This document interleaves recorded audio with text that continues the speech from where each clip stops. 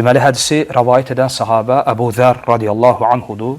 Əbu Zər radiyallahu anhu deyir ki, Peyğəmbər sallallahu aleyhi və səlləmin əshabından bəziləri Allah Rasulü aleyhissalatu və sələmə gəlib dedilər ki, ya Rasulallah, ey Allahın Rasulü, zəhəbə əhlüd-düthur bil-ucur. Mal, dövlət əhli, malı çox olanlar, əcir, savabları özləri ilə apardılar. Əhlüd-düthur, düthur, dəfir sözünün cəmidir. Dəfirdə çoxlu mala, mülkə deyirlər. Ərəblər əhlüd-düthur deyəndə, yəni çoxlu mal, mülk sahibi olanlar. Yəni varlı insanlar, zəngin insanlar, zəhəbə əhlüd-düthur bil-ucur. Bütün əcirləri yığıb apardılar. Yusallun kəmə nusalli və yəsumun kəmə nəsum və yətəsaddaquna bi fuduli əmvalihim. Biz namaz qıldığımız kimi, onlar da namaz qılırlar. Biz oruç tutduğumuz kimi, onlar da oruç tuturlar.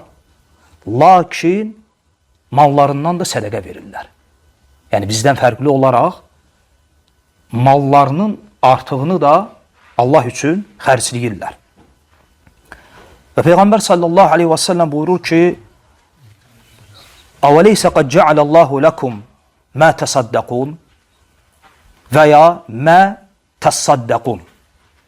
Bu hədisi əzbərləyənlər bilsinlər ki, mə təsaddaqun, mə təsaddaqun iki formada oxuna bilər. Sad şəddə ilə də oxuna bilər, şəddəsiz də. Allah Resulü aleyhissalatu vesselam onlara deyir ki, məgər Allah sizin üçün sədəqə verə biləcəyiniz şeylər təyin etməyib? Yəni, sədəqə yalnız zənginlərə xasdır.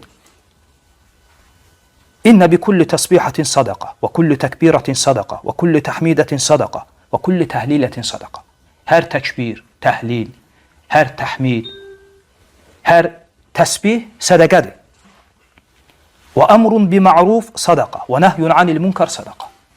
Yaxşılığı əmr etmək və pislikdən çəkindirmək sədəqədir. Və fi budu'i əhadikum sadaqa.